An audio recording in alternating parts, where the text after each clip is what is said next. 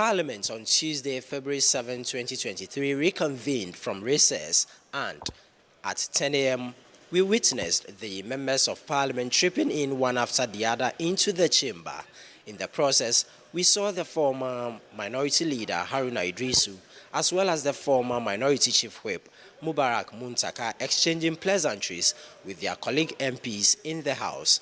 The Speaker of Parliament, Alban Bagbin, in his communication to the House indicated that President Akufo-Addo has nominated the MP for Adansia-Sokwa KT Hammond to serve as the Minister for Trade and Industry, as well as the MP for Nshaeso, Dr. Stephen Amwa, to serve as a Deputy Minister for Trade and Industry.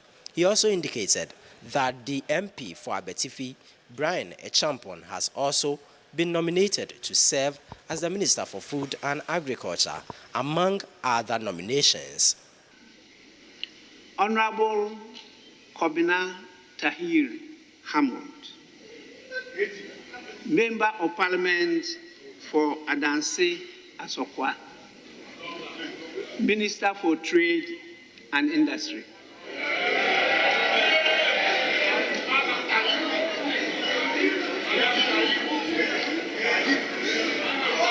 Drill ship. 2.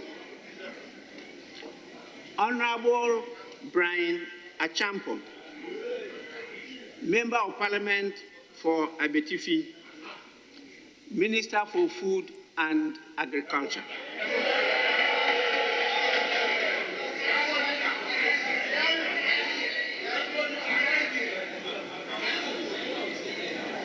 3. Mr. Stephen Asamoah Boateng, Minister for Chieftaincy and Religious Affairs.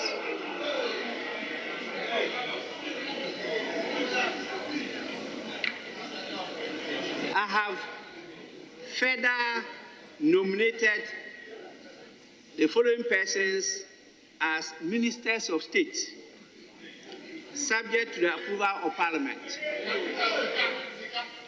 1.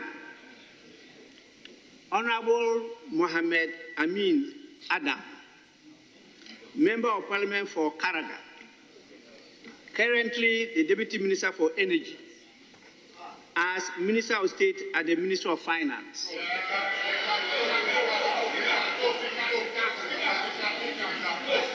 To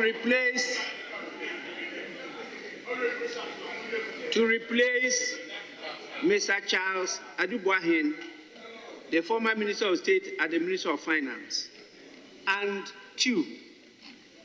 Honorable Osei Bonsu Amwa, Member of Parliament for Acheampong South, currently the Deputy Minister for Local Government, Decentralization and Rural Development, as Minister of State at the Ministry of Local Government, Decentralization and Rural Development. Reacting to the appointments made by President Akufo-Addo, the MP for Central Tongue, Alexander Roosevelt, tells Citi News that the appointment is an insensitivity act on the part of the president. People have been calling on the president to cut down on expenditure. He rather seems to be increasing expenditure, because once you increase the size of government, then the expenditure will be increasing. Because someone who was a deputy minister, you have moved the person to ministerial position. It means it will also go with something. Salaries will increase, and then other benefits will follow. The conditions are different. So it means that our expenditure is still going up. At this time of the day, it's rather unfortunate. Yeah. We were thinking that this morning, when the speaker was about to read, we thought it was going to be cutting down on the number of ministers that we have. But they are rather promoting them. 2 deputy ministers have been made ministers of state. It's too bad. Ghanaians are crying. It shows a sign of insensitivity to the plight of the poor Ghanaian. The Majority Leader, Seiche Mensah Bonsu, in his welcome address, denied allegations of the former Minority Leader Haruna Idrisu doing the bidding of the Majority Caucus in Parliament. Occasionally in our working relationship, there were hiccups But that is what happens in the established parliaments in all established democracies. The Honorable Haruna Idrisu have become part of me for the past 6 years that we worked together. On occasions, there were allegations of a sellout. Speaker, let me use this occasion to state emphatically and unambiguously that no such thing ever happened. We developed a very harmonious working relationship, and people then read meanings into them. The business of the minority leader to assist the majority leader in facilitating government work program. And if a person does that, that should not be perceived as selling out to the majority. The newly appointed minority leader, Dr. Kessiel Atoforsen, also in his address assured of an unbiased and consultative leadership in the oversight responsibility that it will discharge.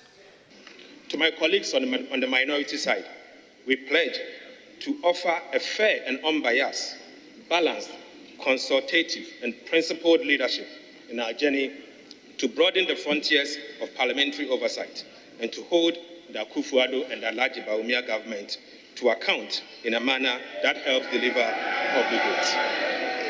Mr. Speaker, to my colleagues on the majority side, I wish to convey from this side of the House that even as we remain firm, resolute, and principled in our journey to discharge our oversight duties as a caucus, we shall not be needlessly obstructionist in as much as what is under consideration is in the interest of the people of Ghana, and the right process and requirements have been adhered to. The House is adjourned to Wednesday. Reporting for Citi News, my name is Ni Ayikwe Okain.